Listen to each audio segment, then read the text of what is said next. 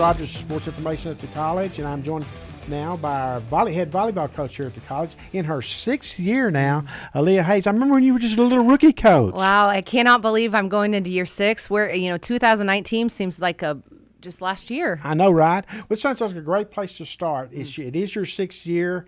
The past 5 years, what's the biggest thing that you've learned as a coach, or maybe the most important thing you've learned as a coach that you applied it to your job now? I think it was just reiterated, just constant learning and constant changing.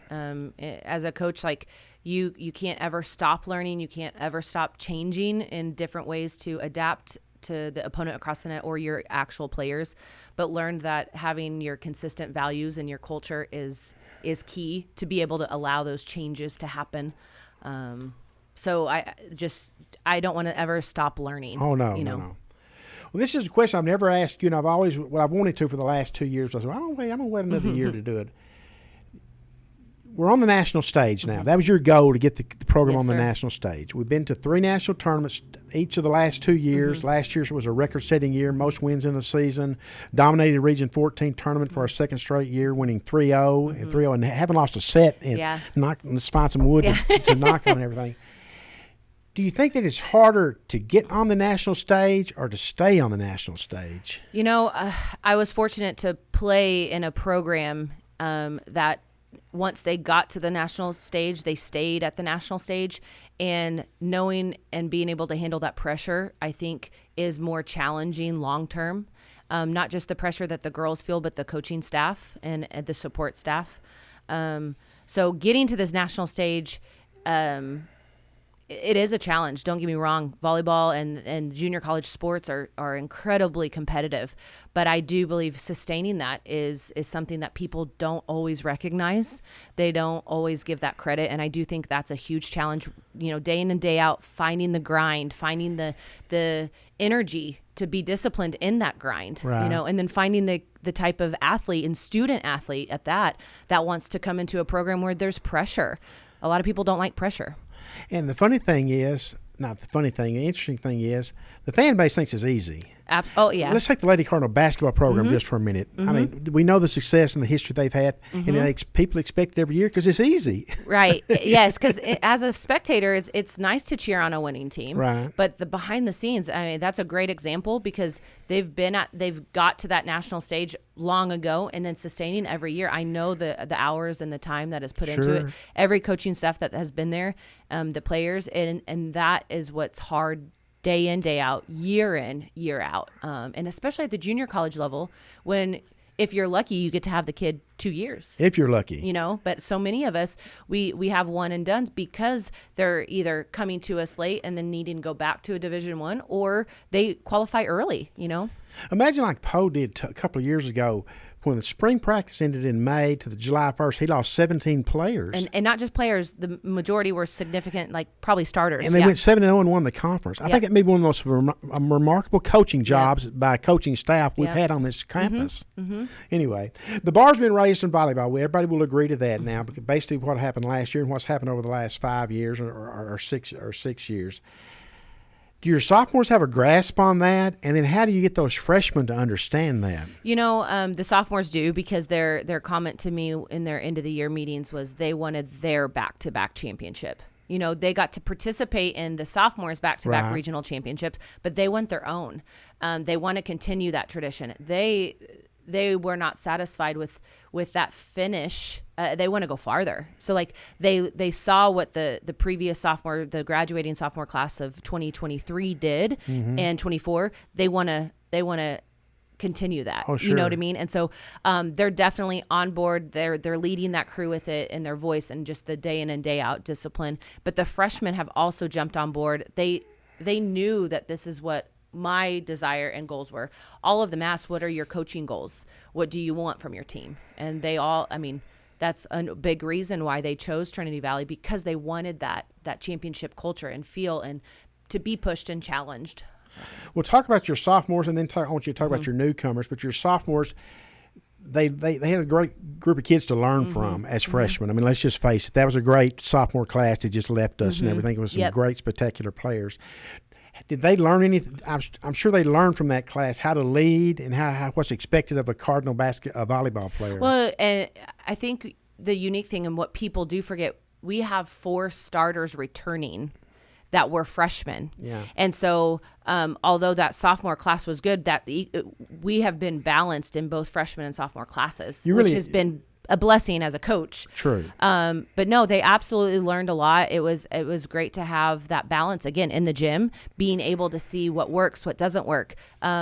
Maybe because they didn't have as much playing time, they got to see and learn on the bench, on the sidelines, what can we do, why we push in practice, what is it like to be on the opposing side and practice against the starters to make them better. And now they get the opportunity to be the starter. I think there's a lot of learning that comes from that too.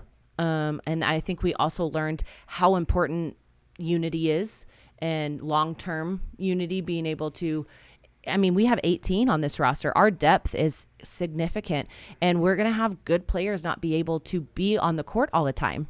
And so having to learn how to be that teammate and encouragement. And when your number's called, you get in there and you do your best. Right. You know. Well, one thing's always impressed me, and I've said this many times before in the shows that we've done, is your team unity.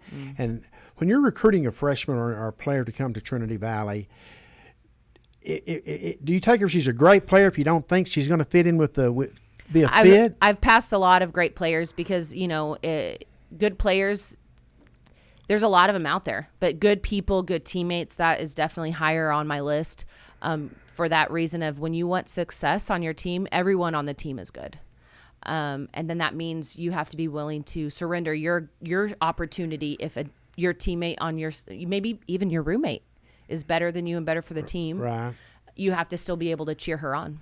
And your players have done a great job through the years of accepting their roles. Because you've had agree. some great role players that may not play, but 4 or 5 points. Absolutely. But they gave you everything they had, those Absolutely 4 or 5 agree points. with that. And that's what has made the difference over the last couple of years, is getting over that regional hump, being able to win, is owning your role and understanding I might not be the one that's in the paper or getting that award, but because I do my job every day, my teammate is able to do what she does, and they're able to get that award, which is for the team. And you've had some role players that have won awards. Absolutely. Absolutely. And, out of all of the 8, the 6 that wanted to play on sophomores last year, they all were highly recruited. Wow. And all 6 of them weren't starters because, like I said, we had 4 consistent freshman starters that are returning this year. So that just tells you, just because you're not always on the court doesn't mean you're not going to have an opportunity at the next level, because coaches see that kid's a good person, player, teammate, and student. They're able to accept the role, but they're going to be dominant on my team. Right.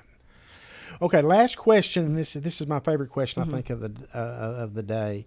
You put together what I consider an Aleah Hayes schedule. There's a lot of traveling and a lot of good teams on that schedule. What's your thought process behind that? There was a couple years ago I thought, boy, your team was going to wear down because you traveled we do tremendously. You've spaced it out a little bit further now. And you start next weekend, I should say, in Florida against some of the best teams you'll see all year. Go. So I know people think I'm crazy, and of course I've said this before, every head coach is a little crazy. That's why we're head coaches. But I really learned this from my previous head coach that I got to play for and work under and learn from. And then my other head coach in college also had a tough schedule. It's not a theory because it works, but if you want to be one of the best, you got to compete against the best. You want to know what your weaknesses are early so you can work on them. Depending on when the polls come out and where everybody falls out, we'll essentially be playing the top 10 teams within the first 2 or 3 weekends. And there, I know where we stand, but not just me, because of course I'm then able to help adjust practice plans and all of the ins and outs, but it gives the players a lot of confidence to know, like, all this hard work we're doing, coach is right, we can do it. Whenever they get to see the success or see maybe it's not success, maybe there's a loss or 2 or 3, but then they see how close and what the difference was, and we work on it. And then when we come back to that regional stage and national stage, we're that much better and prepared. But confidence is huge in this game. Volleyball is a momentum sport. You can see the best team doesn't always win. Right. We've seen that. Oh, yeah. But momentum and confidence are 2 things, and you got to practice that. Okay, I lied. One more question. That's fine. Fill in the blank. It will be a successful season if. what happens? What's the most important element that must happen for this team to be successful? That's a great question. If coach can figure out who can play. No, that's a great question. And I've really thought about it because all of these freshmen to get placed to go play, that'll be success to and for me, to be able to do what they want to do. But I really want them to be able to battle and return with a third regional championship. It's going to be a battle and it's going to be tough, but that's going to be that, and then returning to the national stage. So I don't know that there's one, but I think, there's a lot of pieces to it. Well, there's no doubt as far as the region goes, the target we might have once had on our back has been magnified and magnified and magnified. Yep. So anyway, that's Aleah Hayes. She's our 6-year volleyball coach here at the college, and promise you folks, we will have her back, because as you can see, she and I kind of enjoy having a good time with each other, and she does a great job. And get out to Cardinal Gym to see the Cardinals play this year. The first home game is September 6th. Yes, that is correct. 6 o'clock? Yes. It'll actually be 5 o'clock. 5 o'clock. Yep. It's Coastal Bend. Yes, correct. Okay. Correct. We hope to see you then, and we'll see you again next week on Cardinal Coaches Corner on our YouTube channel. Thanks a lot, folks. Go Cards.